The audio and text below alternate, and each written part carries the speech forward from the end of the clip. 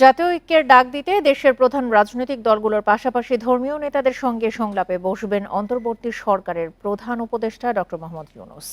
মঙ্গলবার বিকেলে রাজধানীর ফরেন সার্ভিস একাডেমিতে ব্রিফিংয়ে এসব কথা জানান প্রধান উপদেষ্টার প্রেস সচিব শফিকুল আলম। তিনি বলেন, রাজনৈতিক দলগুলোর সাথে প্রধান উপদেষ্টার বৈঠক হবে বুধবার বিকেল 4টায়, আর বৃহস্পতিবার বৈঠক করবেন ধর্মীয় নেতাদের সাথে। এক প্রশ্নের জবাবে প্রেস সচিব বলেন, সংলাপে কোন কোন রাজনৈতিক দল থাকবে তা বুধবারই জানানো হবে।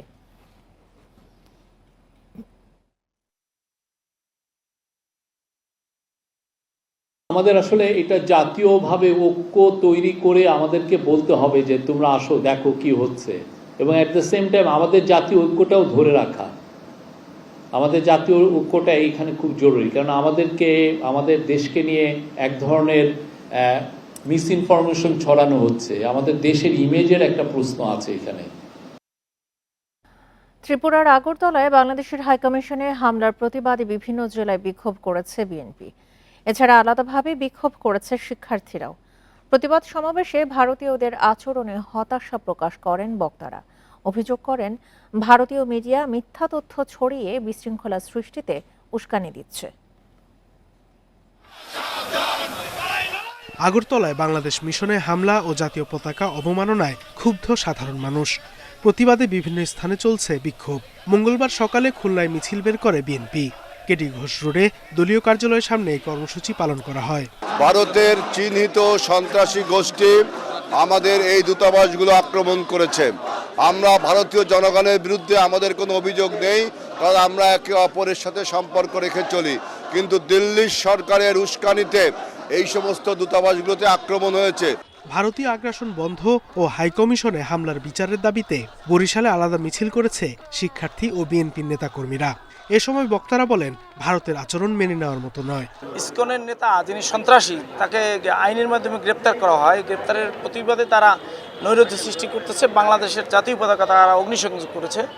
তারা স্মারকলিপি দেওয়ার নাম করে তারা হাইকমিশনে প্রবেশ করে ভাঙচুর করেছে। রাজশাহীতে বিক্ষোভ করেছে মহানগর বিএনপি।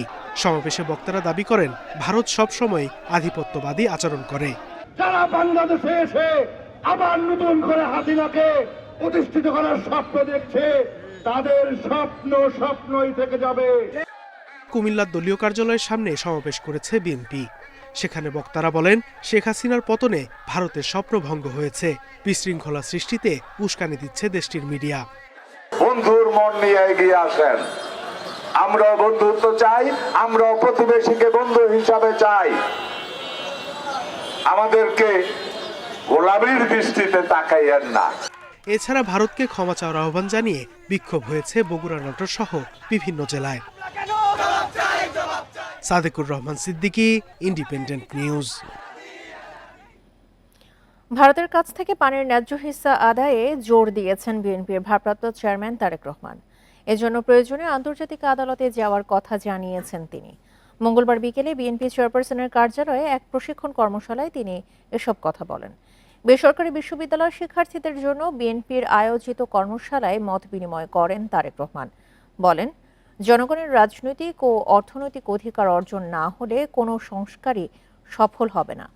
বিএনপি ক্ষমতায় গেলে দুর্নীতি দমন, দ্রব্যমূল্য নিয়ন্ত্রণ ও চাঁদাবাজি বন্ধ করা হবে বলে জানান তিনি। শিক্ষা খাতের উন্নয়ন, সব গ্রামে পল্লী চিকিৎসক নিয়োগ ও নারীদের জন্য পারিবারিক কার্ড চালুর প্রতিশ্রুতি দেন তারেক রহমান। ভারত পানির আমাদের বিভিন্ন নদীর পানিগুলার উপরে ড্যাম তৈরি করে তারা নিয়ে যাচ্ছে, বহু দেন দরবার করে। এরা তো আনেই নেই, আগে যারা স্বৈরাচার এরা তো ইচ্ছা করেই আনে নাই। আমাদেরকে এখন এটার ব্যাপারে আন্তর্জাতিক আদালতে হোক, ইউএনএ হোক, জাতিসংঘ হোক, আমাদেরকে সামনে ইনশাল্লাহ সুযোগ পেলে ফাইট করতে হবে, যাতে আমরা আমাদের পানির হিস্সা আনতে পারি। অ্যাট দ্য সেম টাইম আমাদেরকে আমাদের সেকেন্ডারি অপশনও আমাদের রাখতে হবে, যে আমরা কিভাবে আমাদের ওই পানিগুলা, যে পানিটা আমরা এই মুহূর্তে ব্যবহার করছি না কিন্তু ভবিষ্যতে ব্যবহার করব, এইগুলোকে আমাদের ধরে রাখতে হবে। বাংলাদেশের সাম্প্রদায়িক দাঙ্গা তৈরির চেষ্টা চলছে বলে অভিযোগ করেছেন বৈষম্য বিরোধী ছাত্র আন্দোলনের আহ্বায়ক হাসনাত আব্দুল্লাহ। মঙ্গলবার রাতে রাষ্ট্রীয় অতিথি ভবন যমুনায় প্রধান উপদেষ্টার সাথে বৈঠক শেষে তিনি এই অভিযোগ করেন। বলেন, ভারত সবসময় আওয়ামী লীগের চোখ দিয়ে বাংলাদেশকে দেখেছে, এজন্য রাষ্ট্রের সাথে রাষ্ট্রের সম্পর্ক হয়নি। ভারতের জনগণের সাথে বাংলাদেশের জনগণের কোনো বিমাতা সুলভ সম্পর্ক নেই উল্লেখ করে তিনি আরও বলেন, ভারত সরকার এতদিন আওয়ামী লীগকে অস্ত্র হিসেবে ব্যবহার করেছে। এ সময় তিনি জানান, এদেশে হিন্দু, মুসলিম, বৌদ্ধ, খ্রিস্টান সহ সব ধর্মের মানুষ একসঙ্গে দেশের অখণ্ডতা রক্ষা করবে। দেশের সার্বভৌমত্ব অখণ্ডতার প্রশ্নে ভারতকে এক চুলও ছাড় দেওয়া হবে না বলে হুঁশিয়ারি দেন হাসনাত আব্দুল্লাহ। বাংলাদেশের সার্বভৌমত্বের প্রশ্নে, অখণ্ডতার প্রশ্নে আমাদের হিন্দু, মুসলিম, বৌদ্ধ, খ্রিস্টান এবং মুসলমান আমরা একসাথে সার্বভৌমত্ব এবং অখণ্ডতার প্রশ্নে আমরা লড়াই করব। ভারতের সাথে সব অসম চুক্তি বাতিলের দাবি জানিয়েছে জাতীয় নাগরিক কমিটি। আগরতলায় সহকারী হাইকমিশনে হামলার প্রতিবাদে মঙ্গলবার রাজধানীর শাহবাগে বিক্ষোভ সমাবেশে এই দাবি জানায় সংগঠনটি। এ সময় ভারতকে ভিয়েনা কনভেনশন মেনে চলার আহ্বান জানান বক্তারা। তাদের অভিযোগ, বাংলাদেশের সার্বভৌমত্ব নিয়ে ষড়যন্ত্র করছে ভারত সরকার। তারা এদেশের স্থিতিশীলতা সহ্য করতে পারছে না। ভারতের বেশিরভাগ গণমাধ্যম অপপ্রচার চালাচ্ছে অভিযোগ করে প্রতিটি সীমান্ত হত্যার বিচার দাবি করেন বক্তারা। ভারতের জনসাধারণ বাংলাদেশের বন্ধু মন্তব্য করে তারা বলেন, তাদের প্রমাণ দিতে হবে যে উগ্রবাদীদের তারা প্রশ্রয় দেন না। পরে বিক্ষোভ মিছিল নিয়ে কেন্দ্রীয় শহীদ মিনারে যান জাতীয় নাগরিক কমিটির নেতাকর্মীরা।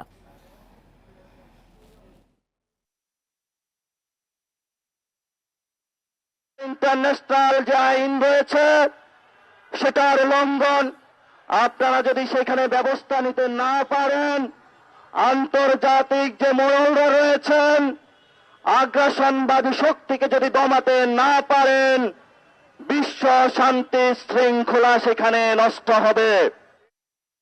শাহজালাল আন্তর্জাতিক বিমানবন্দর দিয়ে বন্যপ্রাণী পাচার থামছে না। সোমবার ৩০৫টি বিলুপ্তপ্রায় কচ্ছপের চালান আটক হয়েছে। কচ্ছপগুলো লাগেজ ব্যাগে চীন থেকে ঢাকায় আনে পাচারকারী। স্ক্যান মেশিনে ধরা পড়ায় আটক হন তিনি। বন বিভাগ বলছে, শৌখিন পাখি ও অ্যাকুয়ারিয়াম মাছ আমদানির অনুমোদন নিয়ে পাচারকারীরা বিমানবন্দরকে নিরাপদ রুট হিসেবে ব্যবহার করছে। শাহজালাল আন্তর্জাতিক বিমানবন্দরে আমেরিকান স্ন্যাপিং কচ্ছপ। আশুলিয়ার ব্যবসায়ী আবুল কাশেম চীন থেকে লাগেজ ব্যাগের আড়ালে এনেছেন এগুলো। তবে বিমানবন্দরে স্ক্যান মেশিনে ধরা পড়ে ৩০৫টি কচ্ছপ। এর মধ্যে ২০টি স্ন্যাপিং কচ্ছপ আর বাকিগুলো লাল মুখ কচ্ছপ। অ্যাক্সেসরিজের মাল আনি না, ওইলি আমার ব্যবসা। কিন্তু আজকে আমার ওয়েট খালি তো নিয়ে গেলে আমি ৩,০০০ টাকা পাবো। তাদের খাবার আইটেমটা নিয়ে দিই, তারা খাবে এগুলি খাবার আইটেম। এখন কি আপনি চায়নার ওনাদের সাথে যোগাযোগ করতে পারছেন? আমি তো স্যার ফোন দিয়েছি, ফোন তো রিসিভ করেন না স্যার। সোমবার শাহজালাল বিমানবন্দরে আটক হয় মিঠাপানির স্ন্যাপিং কচ্ছপের চালান। এই প্রজাতির কচ্ছপের আদি নিবাস আমেরিকায়। সাইটিসের তালিকাভুক্ত হওয়ায় এগুলোর আমদানি রপ্তানি নিষিদ্ধ। তবে শৌখিন পাখি ও অ্যাকোরিয়াম মাছের আমদানির আড়ালে কচ্ছপ, ম্যাকাও, বিদেশি পাখিসহ নানা প্রাণী পাচার করে ব্যবসায়ীরা। এটা হয়তো দেশের বাইরেও পাচার হতে পারে, আমার দেশ দিয়ে ইন্ডিয়াতে যেতে পারে, হ্যাঁ, তারপরে পাকিস্তানে যেতে পারে, মায়ানমার যেতে পারে। এই অ্যাকোরিয়াম ফিশের আড়ালে এই টাইপের কচ্ছপও আনার একটা পায়তারা তাদের কন্টিনিউ থাকে আর কি। আমাদের বন বিভাগের কাছ থেকে এনওসি নেওয়া না। কয়েক বছর ধরে শাহজালাল বিমানবন্দর বন্যপ্রাণী পাচারের রুট হিসেবে ব্যবহার হচ্ছে। এখানে বন বিভাগের সার্বক্ষণিক তদারকির অভাবে পাচারের সুযোগ বাড়ছে। চাহিদার বা এই ডিমান্ডটুকু রেজ করছিলাম আমাদের মন্ত্রণালয় মাধ্যমে। বিমান ও পর্যটন মন্ত্রণালয়কে লিখছিলেন, ওনারা কনসার্ন দিয়েছিলেন, বাট এখনও আমরা সেই ওরকম অ্যাকোমোডেশন বা একটা স্থান বা একটা রুম পাইনি। আন্তর্জাতিক সংস্থা ট্রাফিক বলছে, প্রতি বছর বাংলাদেশ থেকে প্রায় ৩০০ কোটি টাকার বন্যপ্রাণী পাচার হয়। Shahriar Anirban, independent news, Dhaka. দ্রুত সরবরাহ আইনে দায়মুক্তি দিয়ে বিদ্যুৎ খাতে লুটপাটের মডেল তৈরি করে আওয়ামী লীগ সরকার। ১.৫ দশকে শতাধিক বিদ্যুৎ কেন্দ্র স্থাপনের কাজ দিয়ে ঘুষ লেনদেন হয়েছে $৩০০ কোটি। সেই সঙ্গে কমপক্ষে ৫,০০০ মেগাওয়াট অপ্রয়োজনীয় সক্ষমতার বিদ্যুৎ কেন্দ্র বসিয়ে রেখে ভাড়া গুনেছে $৩০০ কোটি। এভাবে সংঘবদ্ধ লুটপাটে বিদ্যুৎ খাত থেকে লোপাট ৭২,০০০ কোটি টাকা। ২০০৯ থেকে ২০২৪ 15 বছরে দেশে বিদ্যুৎ উৎপাদন সক্ষমতা 5,700 মেগাওয়াট থেকে বেড়ে দাঁড়ায় প্রায় 32,000-এ। এ সময় শতাধিক ছোট বড় বিদ্যুৎ কেন্দ্র অনুমোদন পায়। দ্রুত সরবরাহ আইনে অনেক কেন্দ্রের কাজ পান বেসরকারি বিনিয়োগকারীরা। যেখানে ছিল না কোনো উন্মুক্ত প্রতিযোগিতা, চুক্তি নিয়ে ভবিষ্যতে প্রশ্ন তোলার পথও ছিল রুদ্ধ। এক্ষেত্রে কাজ দিতে সরকারদলীয় প্রভাবশালী রাজনীতিবিদ, আমলা পর্যায়ে কমিশন বাণিজ্য হয়েছে। অর্থনৈতিক শ্বেতপত্রের প্রতিবেদনে উঠে এসেছে এমন তথ্য। এই পর্যন্ত 30 থেকে 33 বিলিয়ন ডলার বিদ্যুৎ উৎপাদনের ক্ষেত্রে অর্থাৎ জেনারেশনে টোটাল ইনভেস্টমেন্ট হয়েছে। তো আমি একটু কনজারভেটিভলি ধরে নিয়েছি যে অ্যাটলিস্ট 10% তার কিকব্যাক হয়েছে। তাহলে 3 বিলিয়ন ডলার হাত বদল হয়েছে এই প্রকল্পগুলো দেওয়ার ক্ষেত্রে। 2016 সালের মহাপরিকল্পনায় 2030 সাল নাগাদ বিদ্যুতের চাহিদা 30,000 মেগাওয়াট ধরা হলেও পরে বেড়ে হয় 40,000। এভাবে দুর্নীতির সুযোগ নিতে নতুন নতুন বিদ্যুৎ কেন্দ্র স্থাপনের পথ উন্মুক্ত হয়। যদিও অতিরিক্ত সক্ষমতা অলস বসিয়ে রেখে বিদেয়ী সরকার বিদ্যুৎ কেন্দ্রের ভাড়া চাপায় জনগণের কাঁধে। 20 বছর ধরে 9% জিডিপি গ্রোথ হবে পার্সপেক্টিভ প্ল্যান, ওইটার থেকে তথ্য নিয়ে ওইটাকে বাড়িয়ে দিয়ে তারা 40 গিগাওয়াটের একটা টার্গেট সেট করেছে। অতি উচ্চ টার্গেট সেট করে তারপরে তারা ব্যাপকভাবে বিদ্যুৎ কেন্দ্র দেয়া শুরু করেছে। প্রায় 3 বিলিয়ন ডলার আমরা এই ক্যাপাসিটি পেমেন্ট আমরা অতিরিক্ত দিয়েছি। বিদ্যুৎ কেন্দ্র স্থাপন ছাড়াও সারা দেশে শতভাগ বিদ্যুতায়নে বিতরণ ও সঞ্চালন লাইন নির্মাণ, মিটার কেনাকাটায় ব্যয় হয়েছে হাজার হাজার কোটি টাকা।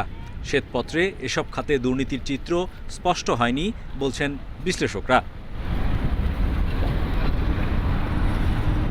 Hari Saha, independent news, Dhaka.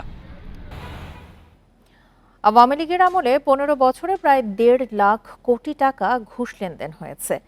2023 সালের থানা জরিপের বরাতে এই তথ্য দিয়ে টিআইবি বলছে, সর্বোচ্চ দুর্নীতি ও ঘুষের লেনদেন হয়েছে পাসপোর্ট অফিস, বিআরটিএ এবং আইনশৃঙ্খলা রক্ষাকারী সংস্থায়। আর গড় ঘুষ বেশি বিচারিক সেবা, ভূমি সেবা ও ব্যাংক খাতে। মঙ্গলবার সকালে রাজধানীতে সংবাদ সম্মেলনে এসব তথ্য জানায় টিআইবি। মঙ্গলবার সকালে ধানমন্ডিতে সংবাদ সম্মেলনে প্রকাশিত হয় সেবা খাতে দুর্নীতি জাতীয় খানা জরিপ 2023 শিরোনামে টিআইবির প্রতিবেদন। মোট 15,515টি পরিবারের উপর 13 মে 2024 থেকে 3 আগস্ট 2024 পর্যন্ত জরিপ চালানো হয়। 3 মে 2023 থেকে এপ্রিল 2024 পর্যন্ত সময়কে ধরে এ জরিপ চালায় টিআইবি। জরিপে দেখা গেছে 2023 সালে প্রতিটি পরিবার গড়ে 5,680 টাকা ঘুষ দিতে বাধ্য হয়েছে। গড় ঘুষের পরিমাণ সবচেয়ে বেশি বিচারিক সেবা, ভূমি সেবা এবং ব্যাংক খাতে। আমাদের যে খাতগুলো সবচেয়ে বেশি দুর্নীতিগ্রস্ত তার মধ্যে আছে পাসপোর্ট, অবশ্যই ধারাবাহিকভাবে সেটা হয়ে আসছে। একই সাথে বিআরটিএ এবং আইনশৃঙ্খলা রক্ষাকারী বাহিনী এবং বিচারিক সেবা, যে খাতগুলোর উপর আপনারা লক্ষ্য করবেন, বিশেষ করে আইনশৃঙ্খলা রক্ষাকারী বাহিনী, বিচারিক সেবা, তাদের উপর অর্পিত দায়িত্ব কিন্তু হচ্ছে দুর্নীতি নিয়ন্ত্রণ করা। মূলত তারাই কিন্তু আবার দুর্নীতিতে বেশি নিমজ্জিত, সেই কারণেও দুর্নীতির ব্যাপকতা গভীরতা বেশি। 2023 সালে জাতীয় পর্যায়ে মোট ঘুষের পরিমাণ প্রায় 10,902 কোটি টাকা, যা 2023-24 অর্থ বছরে জাতীয় বাজেটের 1.43% এবং মোট জিডিপির 0.22%। 2009 যেটা 2010-এ প্রকাশিত হয়েছিল, তার থেকে হিসাব করে আমাদের এই বছরের জরিপ পর্যন্ত অর্থাৎ 2024-এর এপ্রিল পর্যন্ত যেই মেয়াদে আমরা জরিপগুলো করেছি, তাতে যেটা আমরা দেখতে পাই, সর্বমোট আমাদেরকে ঘুষ লেনদেনের শিকার হতে হয়েছে বাংলাদেশের মানুষের 1,46,252 কোটি টাকা। দুর্নীতির সাথে জড়িতদের বিচার ও জবাবদিহি নিশ্চিতের তাগিদ দেন টিআইবির নির্বাহী পরিচালক ইফতেখারুজ্জামান। কোনোটাই আসলে আমাদের দেশে মানে সুপ্রতিষ্ঠিত হয়েছে এটা বলা যাবে না। শাহাদাত স্বপন, ইন্ডিপেন্ডেন্ট নিউজ, ঢাকা। 1 জানুয়ারি নতুন শিক্ষাবর্ষের ক্লাস শুরুর কথা থাকলেও জেলা উপজেলা পর্যায়ে এখনও পৌঁছায়নি কোনো বই। অনেক বই ছাপানোর কাজই শুরু হয়নি। মুদ্রণ ব্যবসায়ীরা বলছেন, অন্য বছর বেশিরভাগ বই এই সময়ে পৌঁছানো গেলেও সব বই দিতে মার্চ পর্যন্ত সময় লেগে যায়। তাই এবছর শিক্ষার্থীরা কখন সব বই হাতে পাবে তা অনিশ্চিত। চলতি বছর প্রথম থেকে তৃতীয় শ্রেণী এবং ষষ্ঠ থেকে নবম শ্রেণী পর্যন্ত নতুন শিক্ষাক্রমে কার্যক্রম চলছে। তবে ছাত্র জনতার আন্দোলনের মুখে শেখ হাসিনা সরকারের পতনের পর এই শিক্ষাক্রম বাতিল করা হয়। এরপর পাণ্ডুলিপি সংশোধনের কাজ শুরু করে এনসিটিবি। ফলে দরপত্র দিতে কিছুটা দেরি হয়। অন্যান্য বছর ছাপাখানাগুলোতেই ডিসেম্বরের শুরুতে যে ব্যস্ততা থাকে, এবার তার চেয়ে কাজের গতি অনেক কম। আমরা তো কিছুদিন হলো ছাপার কাজ শুরু করেছি, এখন ছাপা রানিং চলতেছে। বিগত বছরগুলোতে বইয়ের কাগজের মান নিয়ে প্রশ্ন থাকলেও এবার শক্ত অবস্থানে এনসিটিবি। তবে ছাপার কাজ দেরিতে শুরু হওয়ায় গতবারের মতো এবারও নির্দিষ্ট সময়ে সব বিষয়ের বই শিক্ষার্থীদের হাতে পৌঁছে দেয়া যাবে না, এমনটাই বলছেন সংশ্লিষ্টরা। আগামী বছরের জন্য 40 কোটি বই ছাপাচ্ছে বোর্ড। তবে এখনো অনেক বই ছাপানো শুরুই হয়নি। ষষ্ঠ থেকে সপ্তম শ্রেণীর দরপত্র প্রক্রিয়া শেষ হলেও ইন্সপেকশন এজেন্ট নিয়োগ না দেয়ায় এখনো শুরু হয়নি ছাপানোর কাজ। ব্যবসায়ীরা বলছেন পর্যাপ্ত সময় থাকলেও সিদ্ধান্ত নিতে দেরি হওয়ায় এই সংকট দেখা দিয়েছে। হয় অনভিজ্ঞতা অথবা গাফলতি, যে কোনো একটা কারণ আছে। আপনাকে ছোট্ট উদাহরণ আমি একটু আগেই যে বলছি, ক্লাস 8-এর ওয়ার্ক অর্ডার 6-7-এর ওয়ার্ক অর্ডার দিচ্ছেন ওনারা, ইন্সপেকশন টিম নিয়োগ হয় না। ইন্সপেকশন ঠিক না হলে কাগজের অ্যাপ্রুভাল দিবে কে, ছাপার অনুমোদন দিতে হবে, ছাপা অনুমোদন ভালো হইলে ওনারা ছাড়পত্র দিলে ডেলিভারি হবে। এই ইন্সপেকশন টিমই নাই, এখন কে কাজ করবে?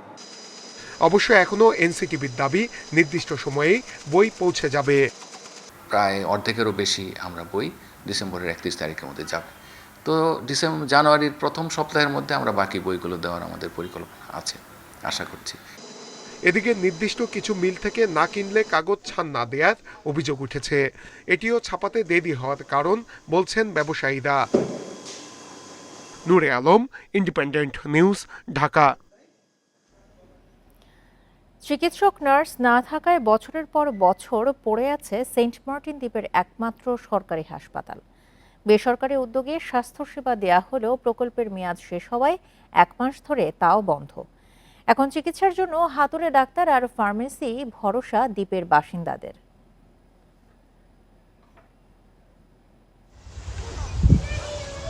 সেন্ট মার্টিন দ্বীপে 2008 সালে উদ্বোধন হয় 10 শয্যার সরকারি হাসপাতাল। কয়েক বছর ঘুরতেই তা উন্নীত 20 শয্যায়। তবে চিকিৎসক ও নার্স সংকটে পড়ে আছে হাসপাতালটি। স্থানীয়রা বলছেন, উদ্বোধনের পর হাসপাতালটিতে চিকিৎসক নার্স সহ কর্মকর্তা কর্মচারী নিয়োগ দেওয়া হয়। তবে কিছুদিনের মধ্যেই সবাই হাসপাতাল ছেড়ে যান। এরপর থেকেই বন্ধ সেবা। একটি বেসরকারি সংস্থার অধীনে কয়েক বছর ধরে স্বাস্থ্যসেবা পেয়ে আসছিলেন দ্বীপের বাসিন্দারা। তবে 1 মাস আগে মেয়াদ শেষ হওয়ায় বন্ধ হয়ে গেছে সেই প্রকল্প। এখন রোগব্যাধিতে দ্বীপবাসীর ভরসা হাতুড়ে চিকিৎসক আর ফার্মেসি। রোগীর অবস্থা গুরুতর হলে দীর্ঘপথ পাড়ি দিয়ে যেতে হয় টেকনাফ বা কক্সবাজার সদর হাসপাতালে। এর জন্য ট্রলার ছাড়তে লাগে প্রশাসনের অনুমতি। পানিবাহিত রোগ বা সিজনাল অনেক রোগের কারণে অনেক অসুস্থ, কেউ ট্রিটমেন্ট পাচ্ছে না। আর যদি ডাক্তারের কাছে যায়, ওখানে যদি ডাক্তারের যদি না থাকে হাসপাতালে, তাহলে তার ফার্মেসিতে যাওয়া ছাড়া হাতুড়ে ডাক্তার ছাড়া উপায় থাকে না। একজন MBBS ডাক্তারও নেই, নার্সও নেই, মিডওয়াইফও নেই, কেউ নেই। 15 জনের মধ্যে একজনও নেই। ওই 4র্থ শ্রেণীর কর্মচারী একজন আছেন। সিভিল সার্জন জানিয়েছেন, দ্বীপটিতে স্বাস্থ্যসেবা নিশ্চিতে চিকিৎসক সহ 15 পদের জন্য মন্ত্রণালয়ে চাহিদাপত্র পাঠানো হয়েছে। মহাপরিচালক স্যারের দপ্তরে আমাদের বিভাগীয় পরিচালক স্যার হয়ে আমরা চিঠির চাহিদাপত্র দিয়েছি। এই যখন জনগণ নিয়োগ হবে, আমরা এই স্বাস্থ্য সেবাটা আরও উন্নত এবং বেগবান করতে পারব। দেশের একমাত্র প্রবাল দ্বীপ সেন্ট মার্টিনের বাসিন্দা 10,000-এর বেশি। এছাড়া দ্বীপটি পর্যটকদের কাছে একটি জনপ্রিয় ভ্রমণ গন্তব্য। তৌফিকুল ইসলাম, ইন্ডিপেন্ডেন্ট নিউজ, কক্সবাজার। প্রচলিত পরীক্ষায় 49% রোগীর ডেঙ্গু শনাক্ত হয় না। চিকিৎসকরা জানান, তারাই জটিলতায় ভোগেন বেশি। নির্ভুল রিপোর্ট পেতে NS1 এলাইজা ও RT-PCR পদ্ধতিতে ডেঙ্গু পরীক্ষার পরামর্শ দিয়েছেন বিশেষজ্ঞরা।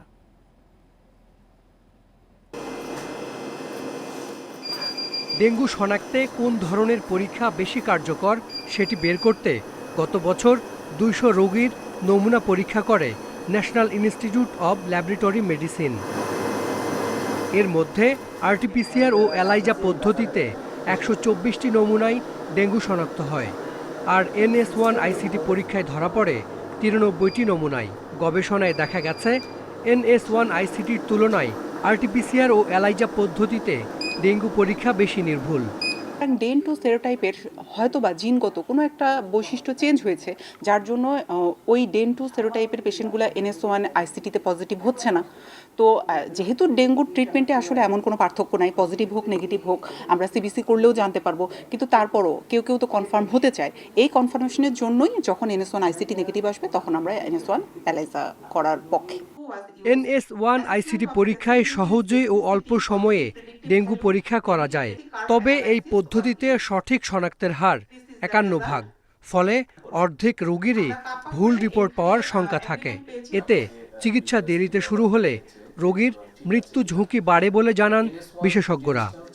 যতগুলা সার্কুলেট হচ্ছে ভাইরাস, তার মধ্যে একটাই ভাইরাস যেটাতে প্লাটিলেট কাউন্ট কমে যায়, দ্যাট ইজ দ্য ডেঙ্গি। তো ওখন মানে আপনি ধরেন আবার আরেকটা আছে চিকুনগুনিয়া, এত সিমিলারিটি ডেঙ্গির সাথে কনফিউশনটা হয় আর কি। ডিফারেন্সিয়েট করা ক্লিনিক্যালি খুব মুশকিল হয়ে যায়। NS1 এর সাথে যদি আমরা CBCটা করে হেমাটোক্রিটটা দেখতে পারি আর প্লাটিলেট কাউন্টটা যদি দেখতে পারি, আপনাকে মাথার মধ্যে একটা মানে দিয়ে দিবে, যে ক্লু দিয়ে দিবে। 200 নমুনার মধ্যে ডেঙ্গুর ধরন ডেন 2 96 জন, ডেন 3 30 জন এবং ডেন 2 ও 3তে আক্রান্ত ছিলেন 2 জন রোগী। Hasan Misbah, independent news, Dhaka. সিলেট শহরের অর্ধেক বাসিন্দা সুপেয় পানির সংকটে। 10 লাখ নগরবাসীর মধ্যে 5 লাখ বাসিন্দাকে পানি সরবরাহ করতে পারছে সিটি কর্পোরেশন। সিটির 42টি ওয়ার্ডে পানির চাহিদা দিনে 12 কোটি লিটার, কিন্তু সরবরাহ করা হচ্ছে অর্ধেক। এছাড়া 15টি নতুন ওয়ার্ডে এখনও পানির লাইন স্থাপিত হয়নি। এতে শীত মৌসুমে পানির সংকট বাড়ার আশঙ্কা করা হচ্ছে। সিলেটে ওয়াসা গঠন হয়েছে 2 বছর আগে, কিন্তু এখনও কার্যক্রম শুরু হয়নি। ফলে নগরীতে পানির সরবরাহ করছে সিটি কর্পোরেশন। মহানগরীর পুরনো 27টি ওয়ার্ডের মধ্যে 24টিতে পানি সরবরাহ করা হচ্ছে। এখানে দৈনিক 8 কোটি লিটার পানির চাহিদা থাকলেও দেওয়া হচ্ছে 5 কোটি লিটার। নতুন 15টি ওয়ার্ডে পানি সঞ্চালন লাইন এখনো স্থাপিত হয়নি। এ অবস্থায় বিশুদ্ধ পানির চরম সংকটে নগরবাসীরা। পানির দুর্গন্ধ থাকে, খুব সমস্যা করে, গন্ধ খাওয়া যায় না পানি। মাঝে মধ্যে কয়দিন পরে পরে লাইন টাইন নষ্ট হয়ে যায়, তো 2 দিন 3 দিন বন্ধ থাকে। নদীর পানি আইনা তুলিয়া খাইছি, মেঘের পানি খাইছি, আর সাপ্লাই মোটরের পানি তো লালটি হয়ে যায়, কাপড়ও লাল হয়ে যায়। সিটি কর্পোরেশন বলছে পর্যাপ্ত বরাদ্দ না পাওয়ায় নতুন লাইন স্থাপন করা যাচ্ছে না, ফলে ব্যাহত হচ্ছে পানি সরবরাহ। যেহেতু ওয়াসা হয়েছে, সিটি কর্পোরেশন এই মুহূর্তে পানি সরবরাহ খাতে কোনো টাকাও দিতে চাচ্ছে না। তো সেই ক্ষেত্রে ওয়াসা যদি কার্যক্রম তাহলে চালু করতে পারে, তখন ওয়াসা বিদেশের থেকে ডোনার নিয়ে আসতে পারে বা সরকারও টাকা বৃদ্ধি করে মানুষের পানি সরবরাহটা বাড়াইতে পারে। 79 বর্গ কিলোমিটার আয়তনের সিলেট মহানগরের বাসিন্দা প্রায় 10 লাখ। এর মধ্যে অর্ধেক বাসিন্দাই পাচ্ছেন না সুপেয় পানি। এ অবস্থায় দ্রুত ওয়াসার কাজ শুরু করার দাবি নগরবাসীর। Independent news. এ নিয়ে আরো জানাতে সিলেট থেকে যোগ দিচ্ছেন সহকর্মী রানা মজুমদার। রানা, সিলেটের ওয়াসা 2 বছর আগে গঠন করা হলেও এখন পর্যন্ত কার্যক্রম শুরু হয়নি, এর পেছনের কারণটা আসলে কি? ওয়াসার কর্তৃপক্ষ কি বলছে এই বিষয়ে?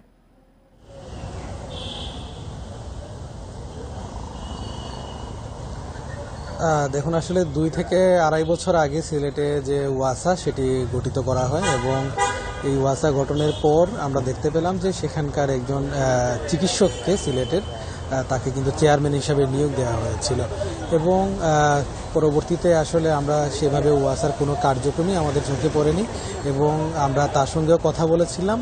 তিনি যে বিষয়টি জানিয়েছেন যে আসলে তিনি মূলত এখন বার্ধক্যজনিত যে সমস্যাগুলো রয়েছে সেগুলোতেই তিনি মূলত এখন ভুগছেন এবং এসব কারণে আসলে যে কার্যক্রম ওয়াসা থেকে পরিচালনা করা সেটি কিন্তু তার পক্ষে কিন্তু শারীরিকভাবে করতে তিনি অনেকটাই অক্ষম হয়ে পড়েছেন এবং এই কারণেই মূলত আসলে তিনি যে জিনিসটি বলেছেন যে যাতে যাতে করে ওয়াসাতে নতুন করে চেয়ারম্যান নিয়োগ দেওয়া হয় এবং ওয়াসার যে পরিপূর্ণ যে কমিটি রয়েছে, অন্যান্য যে সদস্য রয়েছে, লোকবল রয়েছে, সেটি যাতে আসলে সরকারের পক্ষ থেকে নিয়োগ দেওয়ার যে পদক্ষেপ সেটি যাতে গ্রহণ করা হয়। এবং যে বিষয়টি আমরা সিলেট সিটি কর্পোরেশনের সাথে কথা বলে জানতে পেরেছি যে ওয়াসা না থাকার কারণে নগরীতে কিন্তু যে এই যে পানি সরবরাহের যে বিষয়টি রয়েছে সেটি কিন্তু আসলে সিলেট সিটি কর্পোরেশনের উপরই এই দায়িত্বটি। এবং সিলেট সিটি কর্পোরেশনের 42টি ওয়ার্ডে কিন্তু 10 লাখেরও বেশি নগরবাসী রয়েছেন। তবে সিলেট সিটি কর্পোরেশনের থেকে যে বিষয়টি জানানো হয়েছে যে অর্ধেক সংখ্যক কিন্তু নগরবাসীকে প্রতিদিন পানি সরবরাহ করা সম্ভব হচ্ছে এবং যেই পানিটুকু সরবরাহ করা হচ্ছে তাতেও কিন্তু আসলে নগরবাসীদের অনেক ক্ষেত্রেই অভিযোগ যে অনেক ক্ষেত্রে এটিতে ময়লা এবং দুর্গন্ধযুক্ত পানি কিন্তু নগরবাসীদেরকে সরবরাহ করা হয়। পাশাপাশি আরেকটি বিষয় নগরবাসীরা উল্লেখ করেছেন যে যে পানিটুকু খাবার জন্য সরবরাহ করা হয় সেটিও কিন্তু অনেক ক্ষেত্রেই আসলে নানা ধরনের টেকনিক্যাল জটিলতার কারণে কিন্তু পানি সরবরাহটি অনেক সময় বন্ধ থাকে বলে তারা আমাদেরকে জানিয়েছেন। এবং এক্ষেত্রে বিভিন্ন সময় নগরবাসীদেরকে পানি কিনে খেতে হয় কিংবা অন্যান্য যে কোনো সোর্স থেকে তারা পানি কিন্তু নিজেরা এনে তারপর হচ্ছে সেই পানি তাদেরকে খেতে হয়। তো এই ব্যাপারে আসলে সিলেট সিটি কর্পোরেশন এবং ওয়াসা কর্তৃপক্ষ তাদের সঙ্গে কথা বলেছিলাম আমরা। তারা যে বিষয়টি বলেছেন যে এক্ষেত্রে মূলত এই যে নগরবাসীদের জন্য সুপেয় পানির ব্যবস্থা পাশাপাশি পয়ঃনিষ্কাশন ব্যবস্থার জন্য কিন্তু 2022 সালে এই যে ওয়াসা গঠন করা হয়েছিল এবং এই ওয়াসা গঠন করার পরে আসলে ওয়াসার যে কার্যক্রম সেটি যদি পরিপূর্ণভাবে যদি আসলে সেটি করা যেত তাহলে নগরবাসী কিন্তু এই যে পানির যে একটি সমস্যা রয়েছে সেটি থেকে কিন্তু আসলে নগরবাসী রেহাই পেত। পাশাপাশি নগরবাসীদের দাবি হচ্ছে যে ওয়াসাকে পরিপূর্ণভাবে যাতে নতুন সরকার ঢেলে সাজায় এবং নগরবাসী যেন প্রতিদিন তাদের যে পরিমাণ পানির সুপেয় পানির যে চাহিদাটি রয়েছে সেটি যেন আসলে ওয়াসা আমরা আশা করছি কর্তৃপক্ষ এই বিষয়টি খুব দ্রুতই নজরে আনবেন। আপনাকে অসংখ্য ধন্যবাদ আমাদেরকে সময় দেওয়ার জন্য। কিশোরগঞ্জের পাকুন্দিয়ায় বাণিজ্যিকভাবে চাষ হচ্ছে গাছ আলু। আগে বাড়ির আঙিনায় বেড়ে উঠলেও বর্তমানে মাঠে গাছ আলুর চাষ করছেন কৃষকরা। ফলনও হচ্ছে ভালো। চলতি মৌসুমে উৎপাদন লক্ষ্যমাত্রা 6,000 টন নির্ধারণ করেছে কৃষি বিভাগ, যার বাজার মূল্য প্রায় 25 কোটি টাকা। এভাবে মাচায় ঝুলছে গাছ আলু। কৃষকরা তা সংগ্রহ করছেন বিক্রির জন্য। গত 4 বছর ধরে এমন দৃশ্য দেখা যাচ্ছে কিশোরগঞ্জের পাকুন্দিয়া উপজেলার কৃষি জমিতে। গাছ আলু তুলনামূলক কম খরচে লাভজনক হওয়ায় উপজেলার চাষিদের কাছে জনপ্রিয় হয়ে উঠেছে।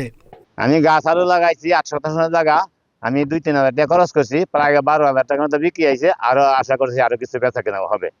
ব্যাপারীরা 40-45 টাকা কেজি আমরা ক্ষেতের থেকে নিয়ে যায়, আমরা খুবই লাভবান। কৃষকরা জানান কুমড়া, চিচিঙ্গা ও ঝিঙ্গার পর একই মাচায় গাছ আলু ফলানো যায়। আগস্টের মাঝামাঝি ফলন আসে, পাওয়া যায় ডিসেম্বর পর্যন্ত। আমরা বাড়ির আশেপাশে এইসব আলু করতাম, যারা জঙ্গলে করতাম গাছে গোছে তেমকা এটা বাদ আমরা ক্ষেতের মাঝে চাষ করি, খুব ভালো ভালো দামও আছে। এই আলুটা অনেক লাভবান। তা আমাদের দেখা দেখি আরো অনেক কৃষক চাষ করতেছে, তা আশা করি অনেক লাভবান সবাই হবে। কৃষি বিভাগ বলছে বাড়ির আঙিনায় বেড়ে ওঠা এই সবজিটি মাঠে মিশ্র ও রিলে পদ্ধতিতে বিনা খরচে আবাদ করা সম্ভব।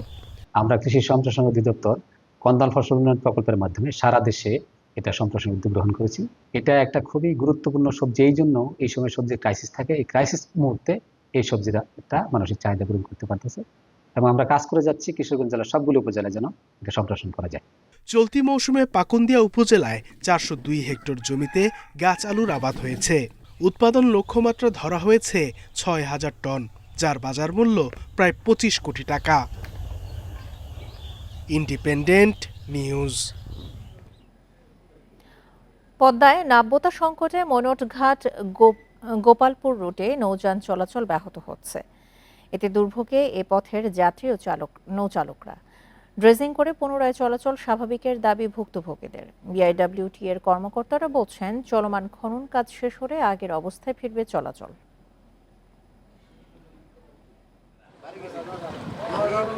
দোহারের মৈনটঘাট থেকে নৌপথে ফরিদপুরের গোপালপুর পর্যন্ত দূরত্ব 16 কিলোমিটার।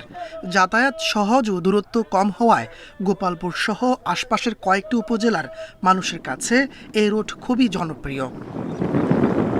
তবে পদ্মায় নাব্যতা সংকট ও বিভিন্ন পয়েন্টে চর জেগে ওঠায় মারাত্মক ব্যাহত হচ্ছে নৌ চলাচল। আগে যেখানে মৈনট ঘাট থেকে গোপালপুরে পৌঁছাতে সময় লাগত 40 মিনিট, সেখানে এখন সময় লাগছে প্রায় 1 ঘন্টা 20 মিনিট। নদীর মাঝে বিশাল অংশ দূরে চর জেগে আছে, যার ফলে আমরা টাইমলি ওই পারাপার করতে পারি না। নদীতে নাব্যতা সংকট, এই কারণে লঞ্চ চলাচলে অসুবিধা হচ্ছে।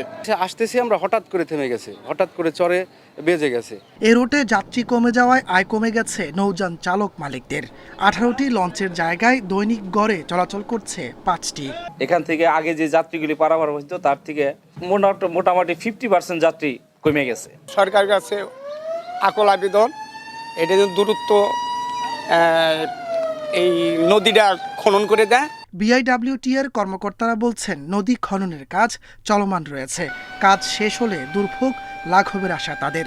আমাদের ড্রেজিং কার্যক্রম শুরু করেছি, ইনশাল্লাহ আমরা অলরেডি 1600 ফিটের মতো কেটে ফেলছি। ঘাটের দিকে একটু নাব্যতা সংকট আছে, ইনশাল্লাহ আমরা ওটা শেষ করে আমরা ওই ডেজার্টটা ঘুরিয়ে দিলেই দেখা যায় এখানে আমরা ইনশাল্লাহ মাসখানেকের মধ্যে আমাদের সম্পূর্ণ চ্যানেল ক্লিয়ার হয়ে যাবে।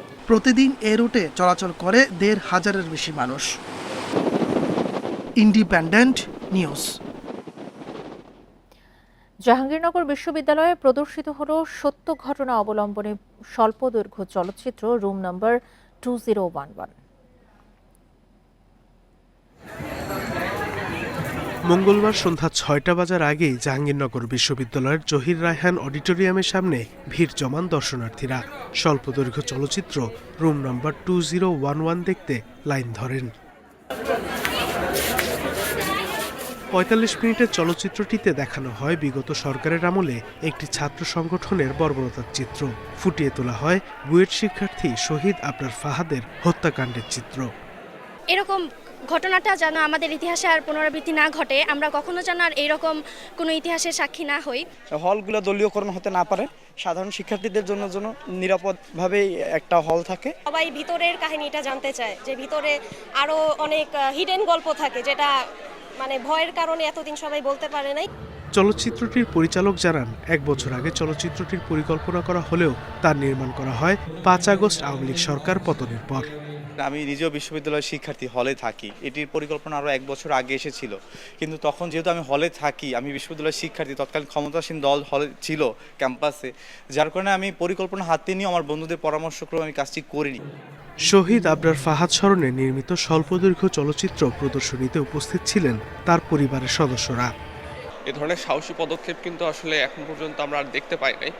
ইভেন ঘটনার 5 বছর পর এসেও যে উনারা এই ব্যাপারটাকে যে এত ওন করতেছে, এই জিনিসটাও কিন্তু আসলে বেশ অনেক বড় আসলে আমাদের কাছেও।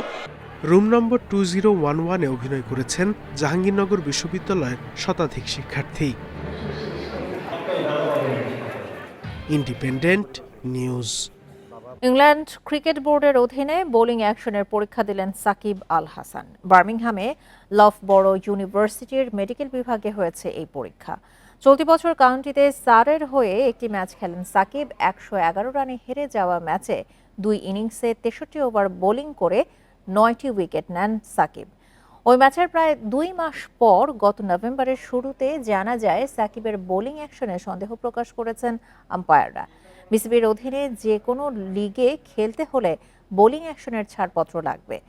পরীক্ষায় মোট 4 ওভার বোলিং করা সাকিব আশাবাদী তার অ্যাকশনে কোনো ত্রুটি ধরা পড়বে না। 2006 সাল থেকে শুরু করে 447টি আন্তর্জাতিক ম্যাচের ক্যারিয়ারে মোট 712টি উইকেট সাকিবের, কিন্তু ঘরোয়া বা আন্তর্জাতিক কোনো ক্রিকেটেই এর আগে তার বোলিং অ্যাকশন নিয়ে প্রশ্ন ওঠেনি। আর এই ছিল এখনকার মতো ইন্ডিপেন্ডেন্ট সংবাদে। ইন্ডিপেন্ডেন্ট টেলিভিশনের সব খবর আরও বিস্তারিত জানতে চোখ রাখুন ফেসবুক, ইউটিউব এবং এক্সে। ধন্যবাদ সবাইকে। আমন্ত্রণ পরের আয়োজনে।